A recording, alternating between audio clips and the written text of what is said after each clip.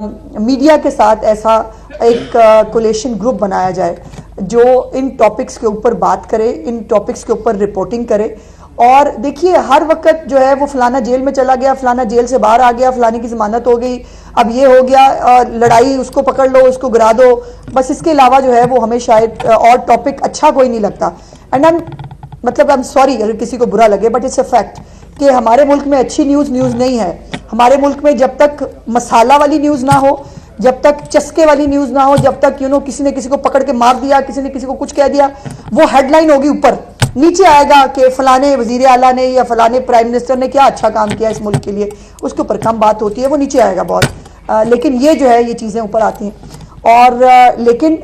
हम सबको देखिए, हम सब मिल के मीडिया है, सिविल सोसाइटी है, इंटेलिजेंशिया है, सियासतदान है, इदारों में लोग हैं, हम सब मिल के पाकिस्तान हैं। और हम सब जब तक मिलकर अपने इश्यूज़ को चार्ट डाउन नहीं करेंगे, उसके ऊपर अपनी प्रायोरिटीज़ को सेट नहीं करेंगे, तब तक हम आगे नहीं बढ़ सकते। और इसके लिए मीडिया का बहुत बड़ा रोल है। मीडिया जो है, अगर मैं ये कहूँ कि वो किंग मेकर है तो गलत नहीं है। मीडिया जो है वो किसी को चोर डाकू बना दे तो बना दे, उसके बाद अब जितनी मर्जी एक्सप्लेनेशन देते रहे, कोई फर्क नहीं पड़ता, क्योंकि मीडिया ने आपको चोर डाकू बना दिया है। और या जो है वो मीडिया कह दे कि जो फलाना है वो बहुत पवित्र आदमी है, उससे तो गुनाह हो ही नहीं सकता, वो तो गलत कर ही नहीं सकता, हम सब मान लेंगे कि बिल्कुल ठीक है, मीडिया कह रहा है तो ठीक कह रहा होगा। लेकिन ये भी एक जिम्मेदारी मीडिया की है। और आपके जो पैमरा के रूल्स हैं, आपकी जो अपनी जिम्मेदारियां हैं, उसके अंदर पब्लिक सर्विस मैसेजेस जो है वो आपको 10% जो है मीडिया को अपनी एयर टाइम का 10% आपको पब्लिक अवेयरनेस के लिए, पब्लिक के जो सोशल इश्यूज़ हैं या मैसेजेस हैं उसके लिए सर्व करना पड़ता है। तो मेरा सवाल आपसे है कि मुझे बताएं कितने हमारे मीडिया हाउसेज ने 10% अपना एयर टाइम जो है वो इस पब्लिक अवेयरनेस जो है वो कैंपेन्स के लिए जो है वो सर्व किया हो, कितनी पब्लिक अवेयरनेस कैंपेन्स की हों, कितना जो सोशल सर्विसेज के मैसेजेस हैं वो दिए हों। तो अगर चले पहले भी नहीं हुआ, अब इस ग्रुप के ज़रिए, इस अच्छे इनिशिएटिव के ज़रिए मैं समझती हूँ कि this is the high time कि हमें ये अवेयरनेस जो है ये देनी चाहिए। दुनिया में बहुत सारे इस्लामिक मुल्क फैमिली प्लानिंग कर रहे हैं, हम नहीं कर सकते, हम कुछ ज़्यादा बड़े मुसलमान हैं, ये पता नहीं हमारी मुसलमानियत जो है वो, जब भी आप कोई ढंग की बात करने लगते हैं या आप जो है वो औरत की बात करें, औरत की हेल्थ की बात करें, तो अल्लाह जाने उसमें से मज़हब को क्यों, मतलब, और मज़हब को भी वो नहीं जो मज़हब कहता है, मज़हब की अपनी डेफिनेशन, हर एक ने हम में से अपनी अपनी अलग डेफिनेशन है। हमारी तो नमाजें भी एक जैसी नहीं है। हमारे तो अभी तक हम इस बात पे सेटल नहीं हो सके कि नमाज जो है हाथ खोल के पढ़ते हैं कि हाथ बंद करके पढ़ते हैं, और उसके ऊपर भी हमने फतवा देना है कि फलाने ने अगर ऐसे नमाज पढ़ी है तो वो देखे ना, वो तो मुशरिक है, वो काफिर है। सो मुझे ने बहुत कम मौका मिलता है सोशल इश्यूज पे बात करने का, लेकिन this is very close to my heart. मैं समझती हूँ कि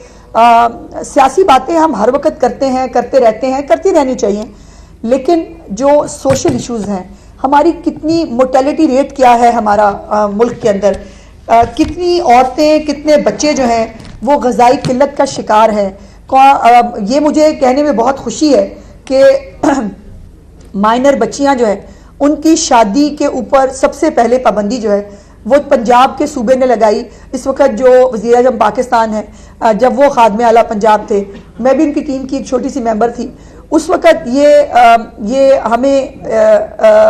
ये शर्फ मिला कि हम इसके ऊपर बात भी कर सकें। हालांकि मुझे याद है डोमेस्टिक वायलेंस का बिल हमने एक बनाया था, उसके ऊपर मैं फोकल पर्सन थी, मेरे पे बड़े बड़े फतवे लगे थे, और बहुत सारे लोग जो है ना वो मेरे पीछे भी पड़ गए थे कि पता नहीं मैंने कौन सा गैर कानूनी काम कर दिया, गैर इस्लामी काम कर दिया। लेकिन ये बच्चियों की इस वक्त अल्हम्दुलिल्लाह पंजाब के अंदर माइनर बच्चियों की शादियाँ नामुमकिन है, नहीं हो सकती, नहीं रिपोर्ट होती, इसीलिए भी, और बाकी सूबों को अंदर भी जो है वो मेरा ख्याल है ये कानून शायद मौजूद है भी, लेकिन इसकी इम्प्लीमेंटेशन जिस स्पिरिट के साथ पंजाब ने की थी, उस स्पिरिट के साथ उसको इम्प्लीमेंट करने की ज़रूरत है। और रिप्रोडक्टिव हेल्थ बहुत बड़ा टॉपिक है, और रिप्रोडक्टिव हेल्थ ये भी बड़ी अजीब बात है कि ये औरतों का टॉपिक है, पॉपुलेशन अवेयरनेस सिर्फ औरतों का टॉपिक है, हालांकि इस पे जितनी अवेयरनेस मर्दों को दी जानी चाहिए वो शायद औरतों के लिए उतनी रिक्वायर्ड नहीं है। और इसके ऊपर हम भागते हैं, नेचुरल प्रोसेस को, नेचुरल चीज़ों पे बात करते हुए अब रिप्रोडक्शन जो है और जो ये पॉपुलेशन है, ये हर एक का टॉपिक है, आपका भी टॉपिक है, मेरा भी टॉपिक है, सबका टॉपिक है, लेकिन इसमें बात नहीं कर सकते, हमें शर्म आती है। मुझे नहीं समझ में आती इसमें शर्म किस चीज़ की है कि अगर हम ये मैसेज दें पब्लिक एट लार्ज को कि अपने वसाइल के मुताबिक अपनी फैमिली को प्लान करें। आप ये देख लें कि बच्चे जो है 5 बच्चों को रोटी खिलाना, उनको अच्छी तालीम देना, उनको एक लाइफस्टाइल देना मुमकिन है या नहीं, या आपको आपके वसाइल के अंदर 1 या 2 बच्चे हों तो ज़िंदगी ज़्यादा बेहतर गुजर सकती है। इसके अंदर बात करनी चाहिए, इस पर बात करनी चाहिए। और मुझे कहते हुए बहुत खुशी है कि मेरे 2 ही बच्चे हैं और मैंने जो है वो इस जिम्मेदारी को महसूस करते हुए मेरी बाय द वे मेरी हम 6 बहनें थे और 2 भाई थे, तो मुझे लगता होता था कि हम बहुत बड़ी फैमिली हैं, लेकिन अल्हम्दुलिल्लाह कि हमारे बाद यानी हमारी जो जनरेशन है हम सबके 2-2 या 3-3 बच्चे हैं। हम में से किसी बहन भाई के बच्चे जो है वो 2-3 से ज़्यादा नहीं हैं। उसकी रीज़न क्या है? उसकी रीज़न क्या है कि हम सब ने ये महसूस किया कि हमें अपने रिसोर्सेज के मुताबिक अपनी फैमिली को प्लान करना चाहिए। और इसी तरह जब हमारी गुर्बत का एक हमारी सोसाइटी में, हमारे मुआशरे में बहुत सारे लोग गुर्बत की सतह से इसलिए भी नीचे हैं कि उनको अगर मैं 100 रुपया कमाती हूँ और मेरा खर्चा जो है 5 बच्चों के साथ, 2 माँ बाप के साथ, 2 मियाँ बीवी के साथ हम 8 घर वाले बनते हैं, तो 100 रुपये में मेरा गुजारा नहीं हो सकता, तो मैं खत्ते गुर्बत से नीचे ही जाऊंगी डेली। मैं हर एक महीने के बाद मैं उसके ऊपर नीचे जाऊंगी। और मुझे आपको ये बताने में खुशी है, मुझे अगर पता होता तो मैं उनको खुद से इन्फॉर्म करती। सारा अफजल तारक साहिबा जो एक्स MNA भी हैं, वफाकी वजीर भी रही हैं, उनको कोऑर्डिनेटर बनाया गया है चीफ मिनिस्टर साहिबा की तरफ से फॉर दिस फैमिली प्लानिंग, क्योंकि इसके ऊपर वो ऑलरेडी एज फेडरल मिनिस्टर भी बहुत सारा काम कर चुकी हैं। और ये चीफ मिनिस्टर साहिबा की एक पॉलिसी और सीरियसनेस है कि वो इस टॉपिक को कितना सीरियसली लेती हैं कि और अब तो कहा जाता है कि पंजाब में औरतों का राज है, तो जो अच्छी बात है। मैं तो खैर इसको बहुत कॉम्प्लीमेंट के तौर के ऊपर लेती हूँ, क्योंकि आपने बहुत सारे मर्दों का राज देख लिया, औरतों के राज में बेहतरी ही हो रही है। औरतों के राज में जो है वो हर शोबे के अंदर वो सीरियसनेस, उस डिवोशन के साथ काम हो रहा है। और ये बात मेरा ख्याल है मर्दों को इस पर ऑफेंड नहीं होना चाहिए कि औरतें ज़्यादा सिंसेरिटी के साथ, ज़्यादा टाइमली, ज़्यादा डिवोशन के साथ काम करती हैं। जो भी काम उनको दिया जाए, इवन घर का काम उनको दिया जाए, अगर औरत एक दिन घर का काम ना करे तो सारे घर वालों को लग पता जाए कि जो है वो रोटी कहाँ से खानी है और बच्चे के पैम्पर किसने बदलने हैं। सो इसलिए ये पंजाब के अंदर भी चीफ मिनिस्टर साहिबा का बड़ा इसके ऊपर एक उनकी एक पॉलिसी बड़ी क्लियर है। फेडरल गवर्नमेंट के साथ भी पंजाब गवर्नमेंट जो है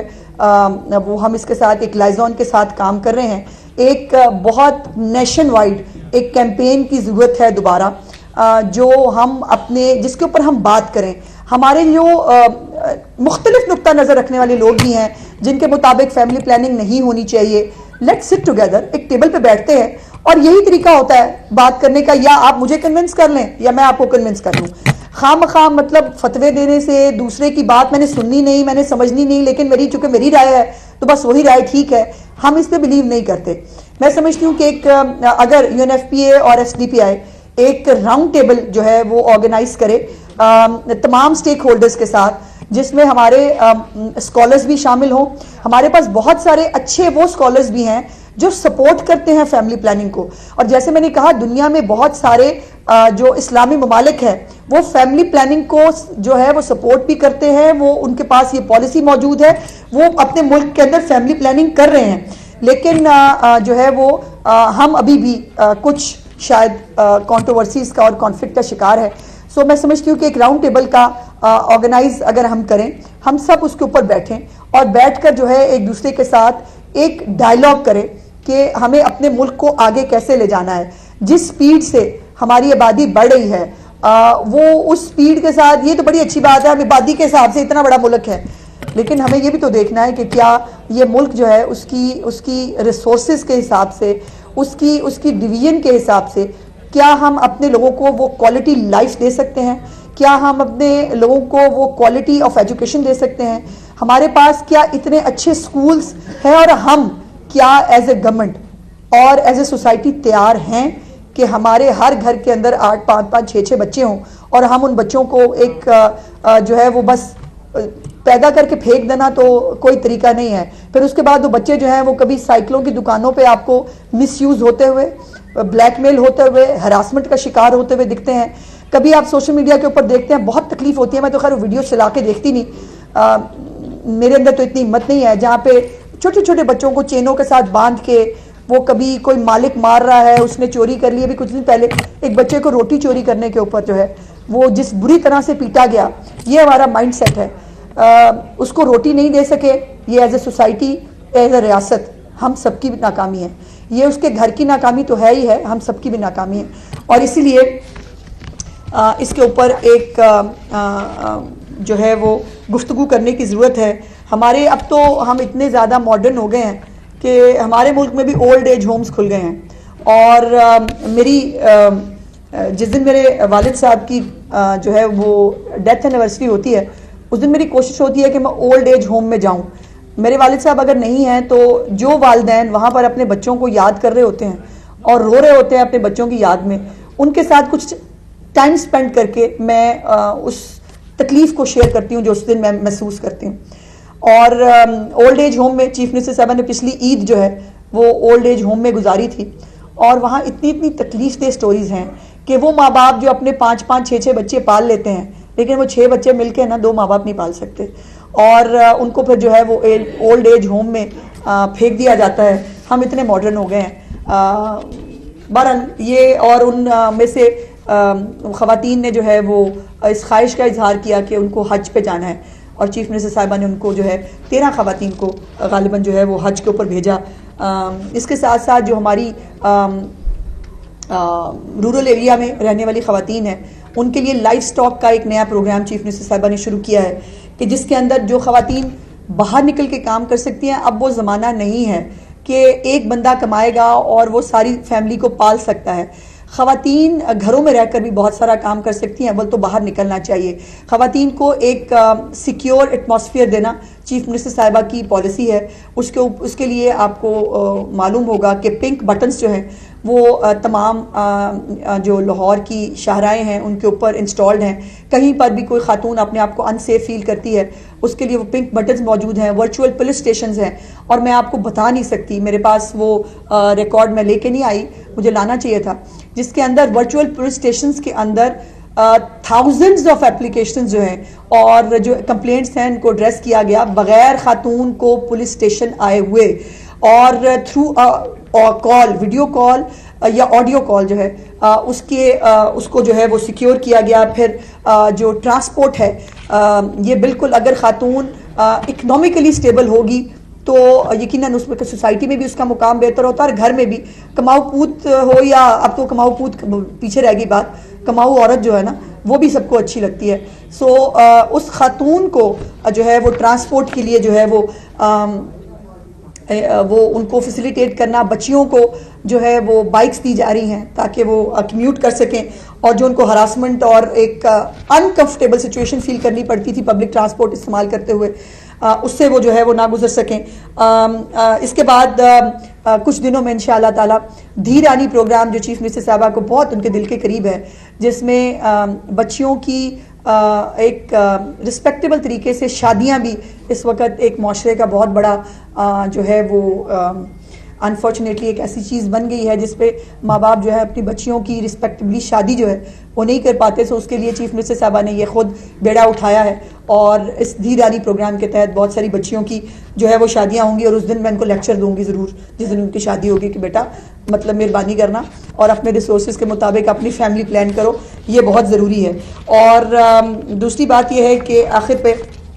मैं ये कहना चाहती हूँ कि कोई भी हुकूमत अपने ओन के ऊपर अकेले कुछ नहीं कर सकती। अगर हम एज ए सोसाइटी एक चीज़ का बेड़ा ना उठाएं, और अगर हम यकीन मानिए हम सिविल सोसाइटी के तौर पे, हम मीडिया के जो है तौर के ऊपर रियासत की तो खैर जिम्मेदारी है ही है, हम सब मिल के ये बात तय करें कि सोशल इश्यूज़ पे ज़्यादा बात करेंगे, सोशल इश्यूज़ पे ज़्यादा गुफ्तगू करेंगे, और गुफ्तगू करके किसी एक कंसेंसस पे, किसी एक नतीजे पे पहुँचेंगे ताकि सोसाइटी को रिफॉर्म किया जा सके। गाली, बदतमीज़ी, मार दो, जला दो, बस तबाही कर दो, ये इस मुल्क का मुकद्दर नहीं है। इस मुल्क को आगे बढ़ना है, हमें इस मुल्क को आगे लेके जाना है और पाकिस्तान जो है उसको उस मुकाम पे पहुंचाना है जो उसका हक है। लेकिन थोड़ा सा ट्रैक पे जाते हैं फिर नीचे उतर आते हैं। सो अल्लाह करे कि अब पाकिस्तान जो ट्रैक पे चढ़ रहा है और महंगाई कम हो रही है, हालात बेहतर हो रहे हैं, पाकिस्तान की इकॉनमी स्टेबल हो रही है, इसको जो है वो मज़ीद जो है मुस्तहकम किया जा सके। बहुत बहुत शुक्रिया जी, थैंक यू।